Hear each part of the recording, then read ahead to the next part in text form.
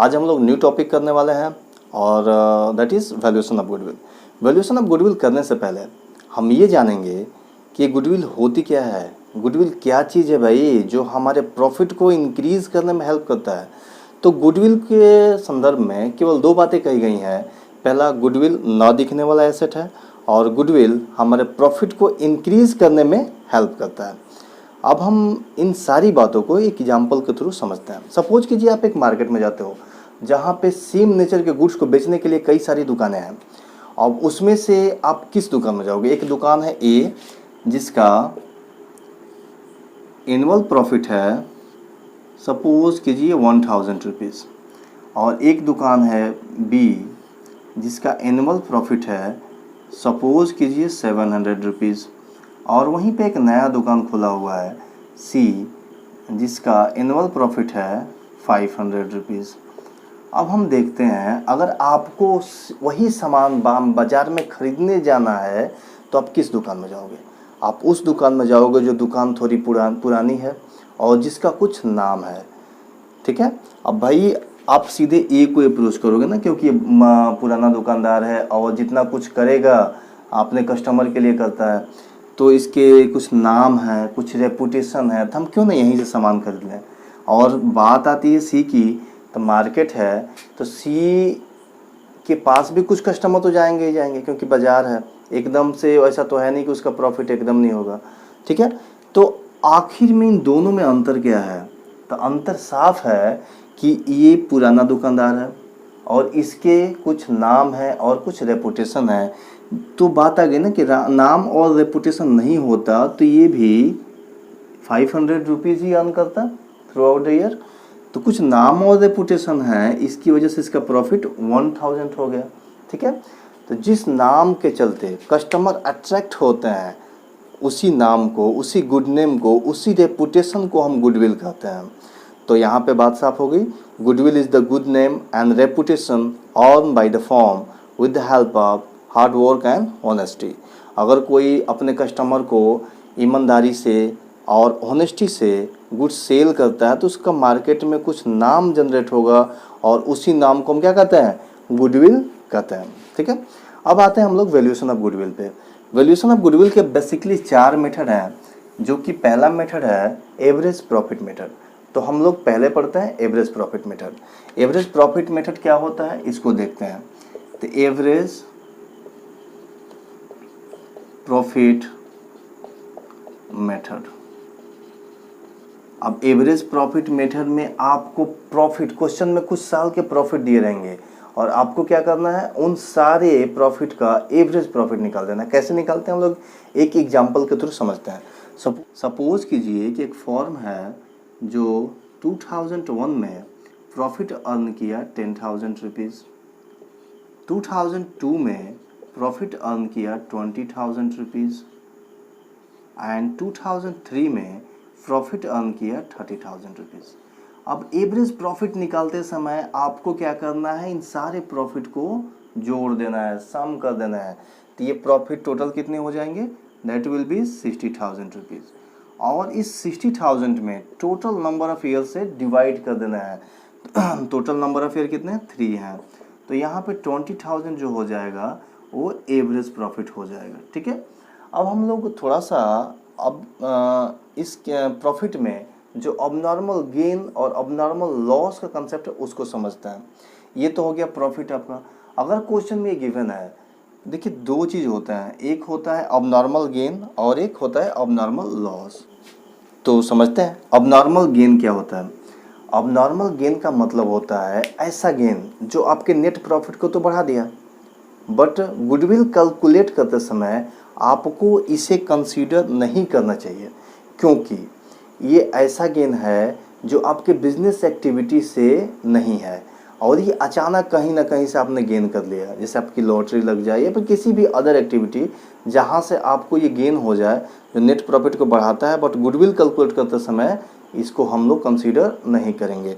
तो ऐसे गेन अगर आते हैं, जिस साल आएंगे उस साल से इसको माइनस कर देंगे, ठीक है।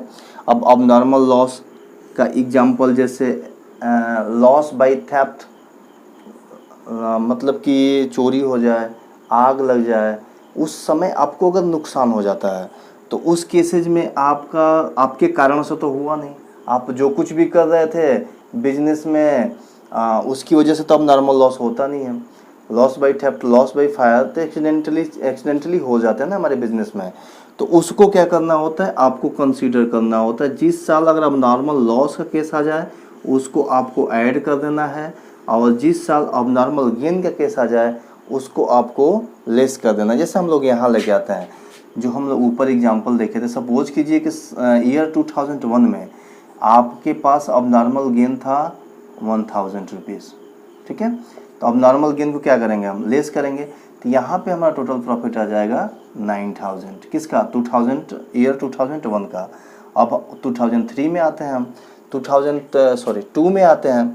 2 में भी अब नॉर्मल लॉस का केस है, कितना, 2000 रुपीज़। तो यहाँ पे आपका टोटल प्रॉफिट आ जाएगा 18000। अब 2003 में आते हैं हम, 2003 में मान लेते हैं कि अब नॉर्मल लॉस का केस है, कितना, 3000 रुपीज़। तो आपको इसको क्या करना होगा, 33,000 यहाँ प्रॉफिट टोटल हो जाएगा। इन सब को टोटल करके जब टोटल करेंगे हम तो कितना आ जाएगा, 9 तो आपका 60,000 रुपीज़। अब इस 60,000 को आपको एवरेज प्रॉफिट निकाल देना होगा, दैट विल बी 20,000, और इस 20,000 को नंबर ऑफ ईयर परचेज से मल्टीप्लाई कर देंगे। अब देखते हैं नंबर ऑफ ईयर परचेज होता क्या है। नंबर ऑफ ईयर परचेज का सिंपल मीनिंग होता है, आपने जो गुडविल अर्न किया है वो फॉर एवर, हमेशा के लिए नहीं है। वो आपके जो ऑनेस्टी शो की है आपने, जो आपने हार्ड वर्किंग शो किया है, उसका रिजल्ट 2 साल तक आता रहेगा। ये है नंबर ऑफ ईयर परचेज, ठीक है। तो यहाँ पे नंबर ऑफ ईयर परचेज अगर क्वेश्चन में गिवन है, अगर 2 ईयर परचेज है तो 2 ईयर से आप मल्टीप्लाई कर दोगे, डेट विल बी 40,000। आपका क्या हो गया, वैल्यू ऑफ गुडविल हो गया। तो यहाँ पे हम लोग अब नॉर्मल गेन का केस, अब नॉर्मल लॉस का केस और एवरेज प्रॉफिट के थ्रू कैसे गुडविल कैलकुलेट करते हैं, इन सबको हमने सीखा है। और हमारा नेक्स्ट मेथड है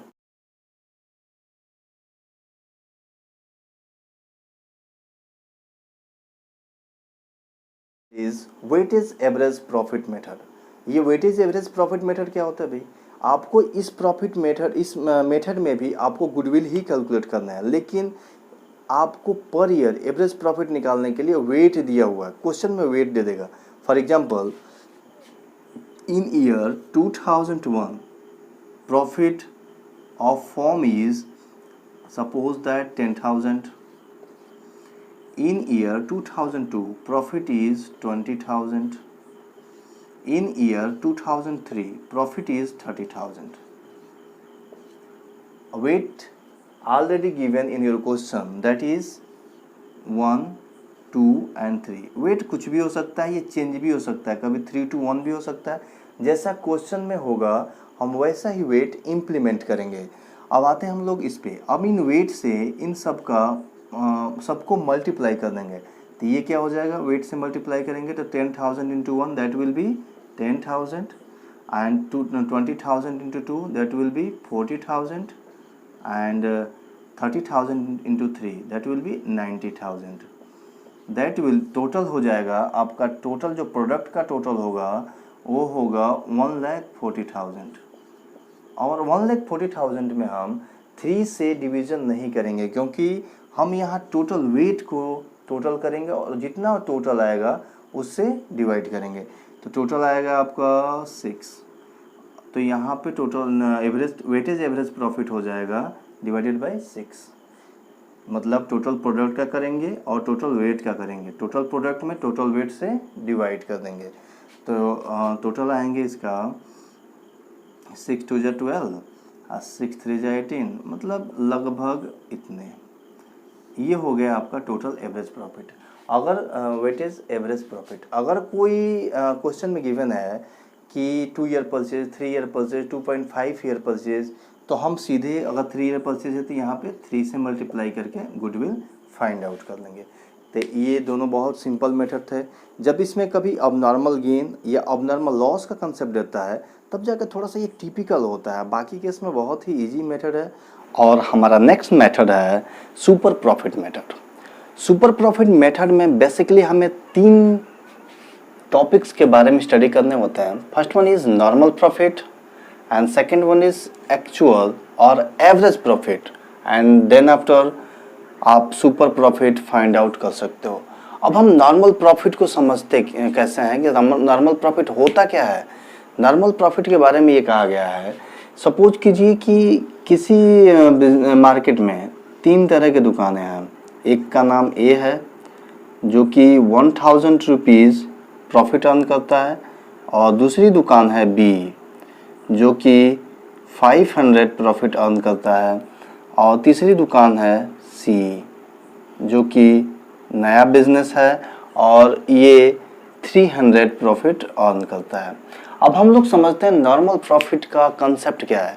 नॉर्मल प्रॉफिट कहता ये है, अगर एक तरह की दुकानें एक मार्केट में है और सेम इन्वेस्टमेंट उन पे हुआ है तो नॉर्मली कितना प्रॉफिट इतने कैपिटल इन्वेस्टेड में वो अर्न कर सकती है।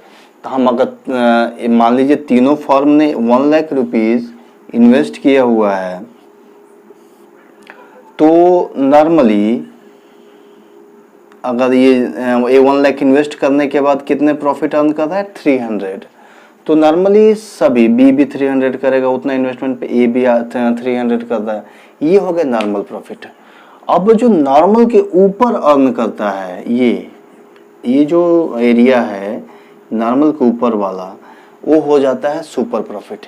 यानी कि नॉर्मली आप जितना प्रॉफिट अर्न कर सकते थे इतना कैपिटल इन्वेस्ट करके, उससे अगर आप ऊपर अर्न करते हैं तो नॉर्मल से ऊपर मीन्स सुपर, नॉर्मल प्रॉफिट से ऊपर मतलब कि सुपर प्रॉफिट।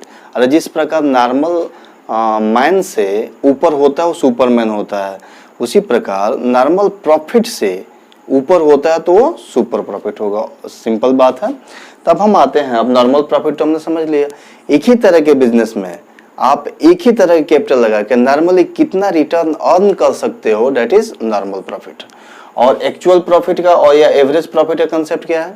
एवरेज प्रॉफिट या एक्चुअल प्रॉफिट का कंसेप्ट है कि आपने एक्चुअली कितना प्रॉफिट अर्न किया हुआ है। उसके बाद बात आती है एक्चुअल और एवरेज प्रॉफिट क्या होता है। नॉर्मल प्रॉफिट तो ये हो गया कि भाई आप इतना पैसा लगाओगे तो आप नॉर्मली इतना प्रॉफिट अर्न कर सकते हो। एक्चुअल और एवरेज प्रॉफिट का मतलब हो गया कि आपने कितना एक्चुअल प्रॉफिट आपने अर्न किया है। सपोज कीजिए कि अगर आप किसी बिजनेस में 1 लाख रुपए लगाते हो तो आप नॉर्मली 20,000 रुपीज़ अर्न कर सकते हो। लेकिन अगर आपने एक्चुअल प्रॉफिट आपका 30,000 है, यानी कि नॉर्मली आप कितना अर्न कर सकते थे 20,000 और एक्चुअल प्रॉफिट आपका 30,000 आ गया, तो आप नॉर्मल प्रॉफिट से ऊपर आ गए ना।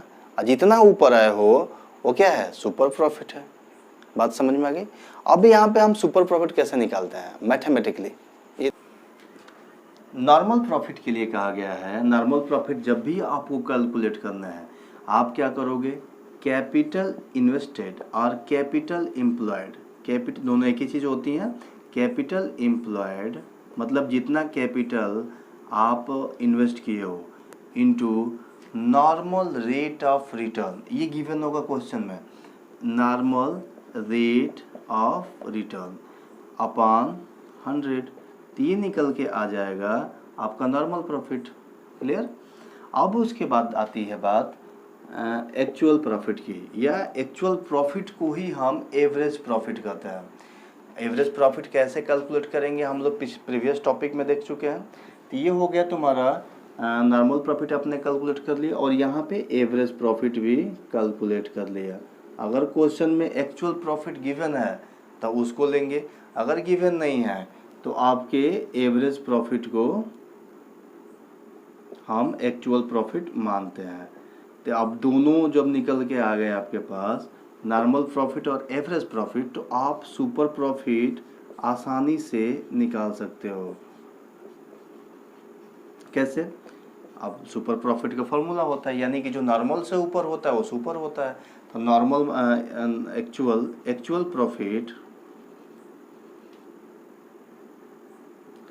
Actual profit minus normal profit, that will be super profit. Super profit जब कैलकुलेट कर लिए तो into number of year purchase से आप मल्टीप्लाई कर दोगे तो क्या आ जाएगा, गुडविल आ जाएगा। क्लियर। अब हम इसको एक एग्जाम्पल के माध्यम से समझते हैं कि सुपर प्रॉफिट मेथड के द्वारा हम गुडविल कैसे कैलकुलेट करेंगे। जब आप नॉर्मल प्रॉफिट कैलकुलेट कर लिए और एक्चुअल प्रॉफिट क्वेश्चन में गिवन है तो सुपर प्रॉफिट हो जाएगा एक्चुअल प्रॉफिट इज या average profit minus normal profit. तो एक्चुअल प्रॉफिट आपने कितना अर्न किया है, 1,50,000 माइनस नॉर्मल प्रॉफिट आपने कितना कैलकुलेट किया, सुपर प्रॉफिट आ गया 50,000। अब क्वेश्चन में अगर ये गिवन है कि आप 2 ईयर परचेज आपको क्या निकालना है, गुडविल निकालना है, 2 ईयर परचेज। तो आप सीधे 50,000 में 2 से मल्टीप्लाई कर दो तो अमाउंट कितना हो जाएगा, 1 लाख रुपीज़। तो गुडविल टोटल कैलकुलेट कितनी हो गई, 1 लाख। ये आंसर हो जाएगा।